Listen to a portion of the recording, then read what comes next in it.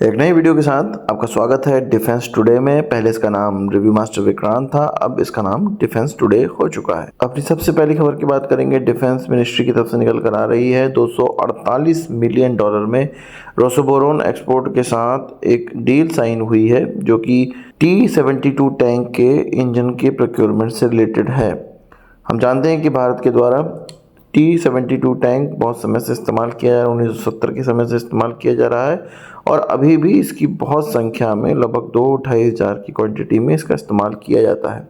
हमने ये खबर सुनी थी कि इन टैंक्स को हटा दिया जाएगा और T-90 टैंक इनके स्थान पर आ जाएंगे और जो 2-2.5 हज़ार की संख्या में इनका इस्तेमाल कर रहे हैं उनको धीरे धीरे बेच दिया जाएगा किसी दूसरी कंट्री को सेकेंड हैंड। पर अब जब ये इंजन की डील साइन हुई है, इससे लग रहा है कि अभी हम इसको बहुत ज़्यादा और इस्तेमाल करने वाले हैं। इससे पहले इस टैंक में 780 HP का इंजन लगा हुआ था, अब इसको अपग्रेड करके 1000 HP का इंजन इसमें लगाया जा रहा है। जाहिर सी बात है, इसकी क्षमता बढ़ाई जा रही है। क्षमता बढ़ाने के कारण अब ये क्लियर हो गया है कि इसका इस्तेमाल हम लोग बहुत ज़्यादा और करेंगे।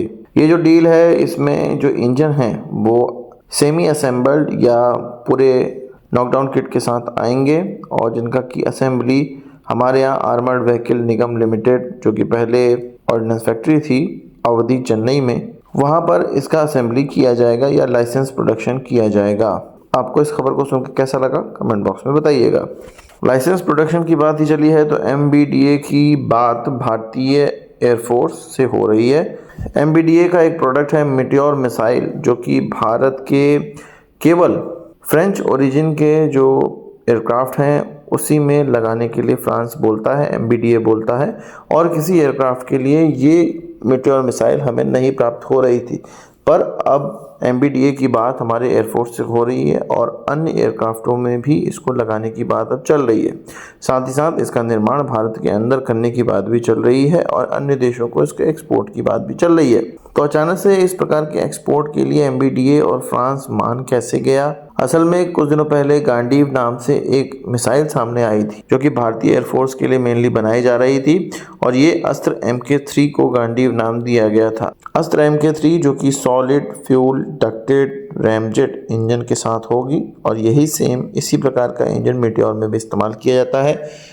और beyond visual range air to air missile में मीटियोर एक सबसे बेहतरीन मिसाइल मानी जाती है। उसी की टक्कर में अस्त्र MK3 को तैयार किया जाएगा और उससे ज़्यादा मारक क्षमता के साथ ये मिसाइल आएगी। अब इस मिसाइल के सामने आते ही इस प्रकार की खबरें आने लगीं कि फ्रांस हमें मीटियोर देने को तैयार है हमारे अन्य एयरक्राफ्टों के लिए। तो क्या हमारे जो होम ग्रोन मिसाइल है उसकी टेक्नोलॉजी को बढ़ने से रोकने के लिए इस प्रकार की चीज़ें की जा रही हैं?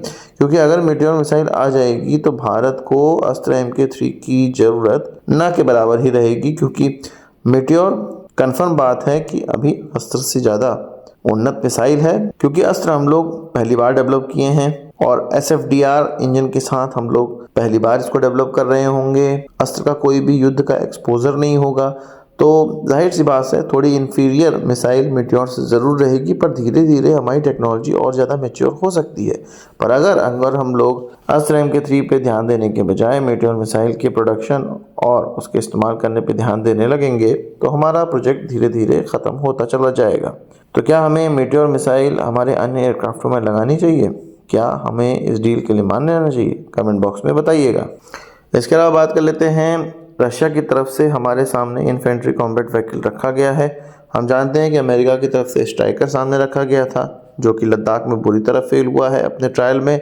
अब रशिया की तरफ से हमें BTR-22 8x8 armour personal career या इसका ही एक व्हील्ड इन्फेंट्री कॉम्बैट व्हीकल हमें दिया जा रहा है। मे भी हो सकता है इसका भी हम लोग ट्रायल लेंगे और तब हमें पता चलेगा कि इसकी कैपेबिलिटी क्या है। हालांकि इसमें इंजन की बात करें तो 360 HP का इंजन लगा हुआ है, स्ट्राइकर में 300 HP का लगा हुआ था। हमारे व्हील्ड आर्मर प्रोटेक्टिव व्हीकल जो कि टाटा के द्वारा बनाया जाता है, DRDO के द्वारा डेवलप किया गया है, उसमें 600 HP का इंजन लगा हुआ है। तो जाहिर सी बात है इंजन के मामले में ये जितने भी आर्मर प्रोटेक्टिव व्हीकल हैं या इन्फेंट्री कॉम्बैट व्हीकल हैं वो हमारे home grown infantry combat vehicle से कमज़ोर ही हैं। आपका क्या कहना है कमेंट बॉक्स में ज़रूर बताइएगा। बात कर लेते हैं LNT की। LNT के जो एरोस्पेस एंड डिफेंस सेगमेंट को हेड करने वाले व्यक्ति हैं। उनकी तरफ से ये कहा गया है कि L&T एयरक्राफ्ट के प्रोडक्शन में हाथ आजमाना चाहती है या आजमाएगी। उनका ये कहना था कि हमारा जो होम ग्रोन एयरक्राफ्ट है तेजस, उसके प्रोडक्शन में हाथ आजमाना चाहती है या आजमा सकती है। उन्होंने क्लियर नहीं किया कि किस वेरिएंट के लिए हाथ आजमा सकती है, क्या ये तेजस MK1A होगा या तेजस MK2 होगा। जिस प्रकार से तेजस MK1A अधर में लटका हुआ है और इसके ऑर्डर पे ऑर्डर तो दिए जा रहे हैं पर इसकी डिलीवरी अभी तक सुनिश्चित नहीं करी गई है, और अगर इसके लिए कोई प्राइवेट प्रोडक्शन लाइन डाली भी जाएगी तो उसमें भी लगभग 4-5 साल 6 साल का समय खर्च हो जाएगा। इतने में तो अगर HAL बनाना स्टार्ट कर दे या डिलीवरी स्टार्ट कर दे तो इसके तो ऑर्डर भी पूरे हो सकते हैं। तो मुझे नहीं लगता कि तेजस MK1A के लिए ये काम हो रहा होगा। हाँ, MK2 के लिए काम हो सकता है L&T या इस जैसे प्राइवेट पार्टनर्स को इसके प्रोडक्शन लाइन डालने की अनुमति दी जाए। बहरहाल हमें एक चीज़ याद कर लेनी चाहिए कि मार्च में इंजन आने वाले थे GE के, जिससे कि हमारी तेजस को पावर मिलती और तेजस MK1A की डिलीवरी हो पाती। वो अभी तक तो आए नहीं है, इसकी कोई खबर भी आई नहीं है। तो आपको क्या लगता है, क्या मार्च में ये एयरक्राफ्ट के इंजन आएंगे? कमेंट बॉक्स में बताइएगा। तो आज के इस वीडियो के लिए बस इतना ही। आशा करता हूँ कि वीडियो पसंद आया होगा। आपको एक बड़ा था जरूर देंगे। इस वीडियो संबंधी सवाल से जाओ कमेंट बॉक्स में जरूर लाइएगा, और यदि आपने हमारा चैनल सब्सक्राइब नहीं किया उसे भी कर लीजिए, क्योंकि हम इस प्रकार की वीडियो लाते रहते हैं। नमस्कार, थैंक यू, जय हिंद।